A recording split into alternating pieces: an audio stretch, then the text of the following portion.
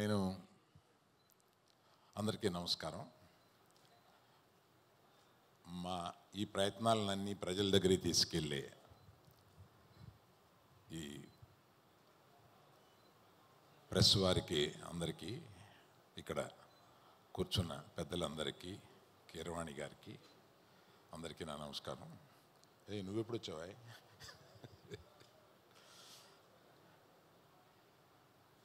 ఈ ఫంక్షన్కి నేను రావడానికి ముఖ్య కారణం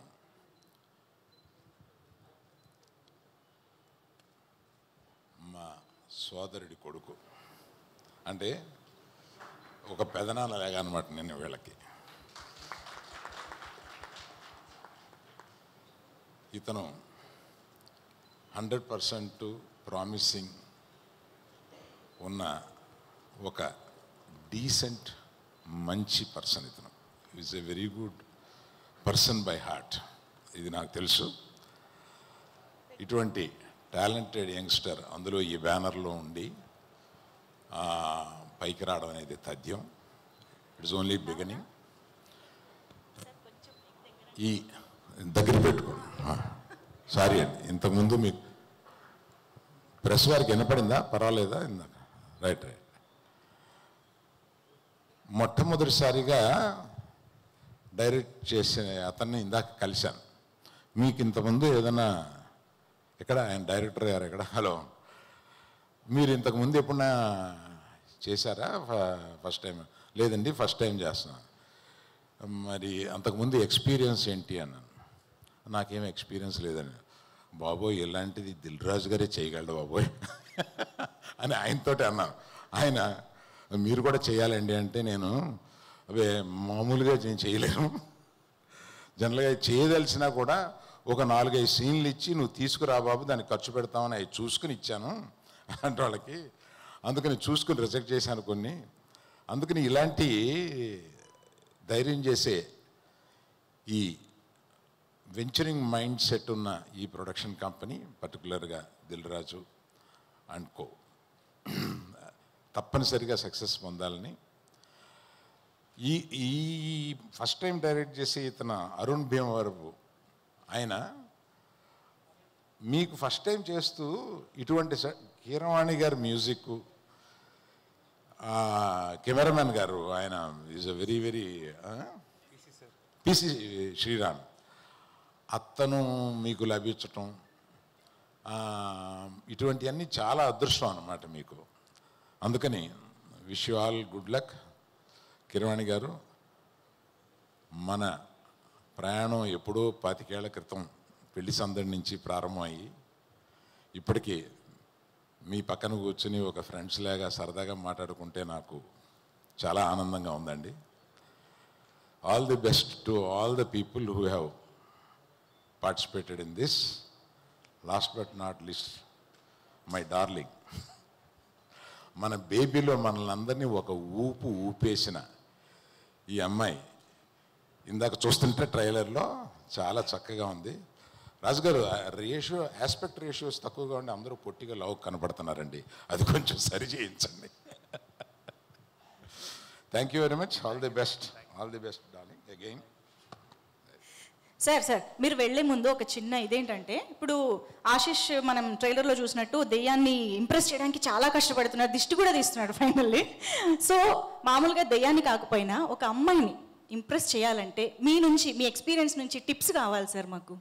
బాగోదు, మా భార్య చూస్తూ ఉంటుంది. పర్లేదు సార్, ఇప్పుడు మీరు ఆవిడని కూడా ఇంప్రెస్ చేయొచ్చు సార్ ఇప్పుడు కావాలంటే. అయ్యో ఏం రాలేదు ఆశిష్ గారు, నెక్స్ట్ టైం ట్రై చేద్దాం. మా ఆవిడికి అసలు నాకు ఏమీ తెలియదు అన్నంత అమాయకుడు అని చెప్పాను, ఇక్కడేమో నిజం చెప్పాల్సి వస్తుంది. Okay, let's not reveal anything. Okay, thank you so much sir. I'm so sorry, ఒక్కసారి వేదిక పైన ఉండవలసిందిగా రిక్వెస్ట్ చేస్తూ, మిగతా వారితో ఒక గ్రూప్ ఫోటో కూడా మనం మీరు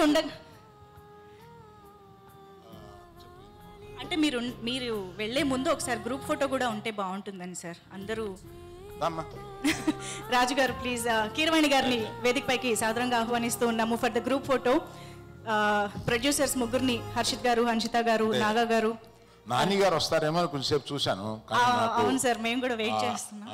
నాకు లంచ్కి ఎవరినో పిలిచాను, అందుకని ముందు వచ్చి మాట్లాడుతాను. Sure sir, not at all, not problem. Of course Ravikrishna గారు, రవికిరణ్ గారు, please please join the picture. మన దిల్ రాజు గారి మాటలు వినేద్దాం ఇప్పుడు. అందరికి నమస్కారం. సార్ మీరు వెళ్ళి కూర్చోండి, మీరు ఈ సైడ్ అందరు మీరు వెళ్ళి కూర్చోండి. వైష్ణవ్ నువ్వు కూర్చో, వెళ్ళి మీరు ఉండాలి.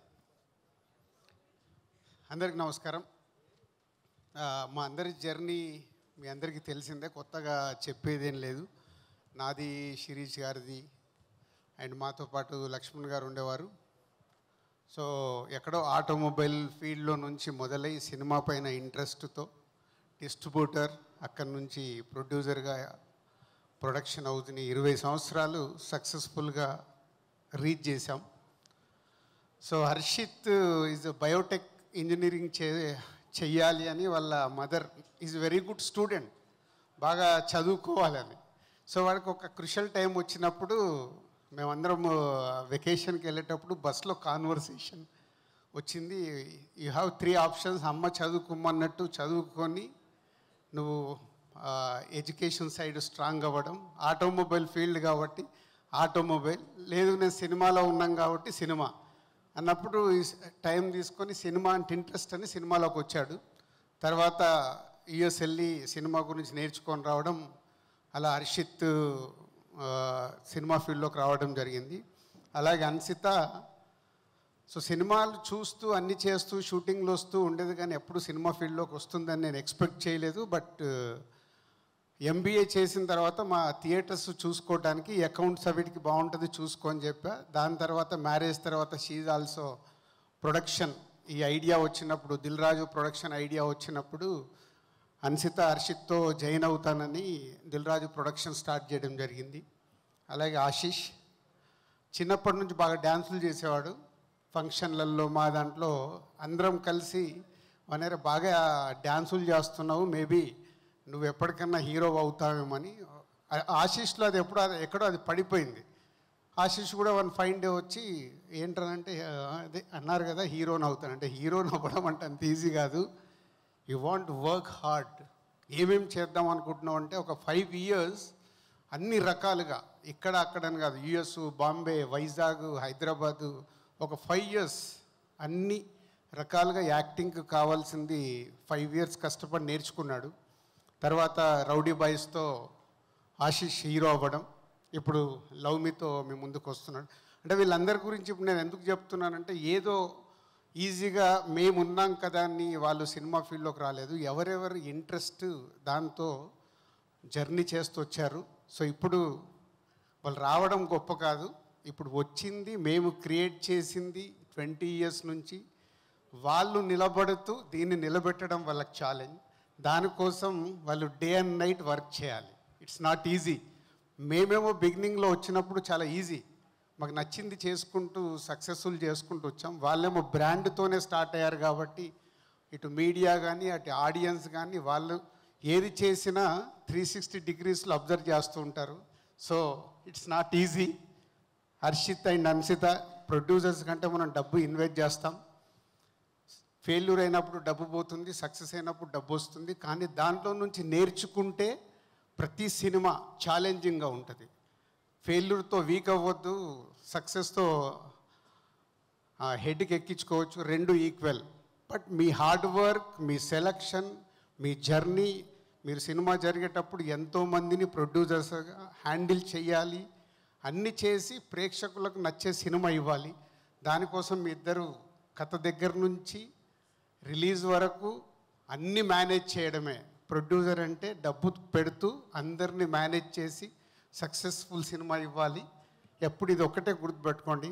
అండ్ ఆశీష్ స్టేట్మెంట్ బాగా ఇచ్చావు. ఇప్పుడు ఆర్యా సినిమాని కంపారిజన్ చేసుకుంటూ నాగాతో అరుణ్తో స్టేట్మెంట్ ఇచ్చావు.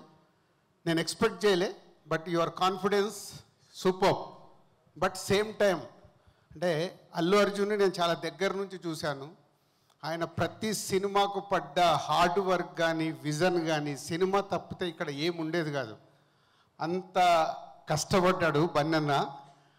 సో నువ్వు స్టేట్మెంట్ కాదు, నీకు ఇక్కడ 24 hours cinema cinema cinema cinema ఉన్నప్పుడే ప్రతి సినిమాని నువ్వు ఛాలెంజింగ్గా తీసుకున్నప్పుడే అక్కడ ఉండే ప్రేక్షకుల్ని నువ్వు సాటిస్ఫై చేయగలుగుతావు. అంత ఈజీగా అది ఈరోజు ఆడియన్స్ని సాటిస్ఫై చేయడం అంటే నీకు కూడా కథ సెలెక్షన్ చేసుకున్న దగ్గర నుంచి సినిమాలో నీ లుక్ కావచ్చు, సో రిలీజ్ వరకు చేసే ప్రతి ఒక్కటి అంత ఈజీ కాదు. బట్ నీ కాన్ఫిడెన్స్ బాగుంది. ఆ కాన్ఫిడెన్స్ పెట్టుకొని ప్రేక్షకులని గెలవడమే నీకు ఛాలెంజ్.